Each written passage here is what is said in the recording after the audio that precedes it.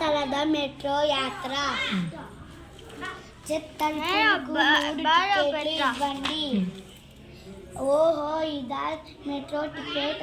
అచ్చం కాయిన్ లాగా ఉంది.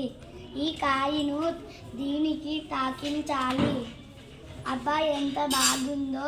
ఈ మెట్లు కదులుతున్నాయి. అటు వెళ్ళొద్దు, ఇక్కడే నిలుచో. అది బయటకు వెళ్ళే దారి. ప్రయాణికులు దిగి వెళ్ళేందుకు.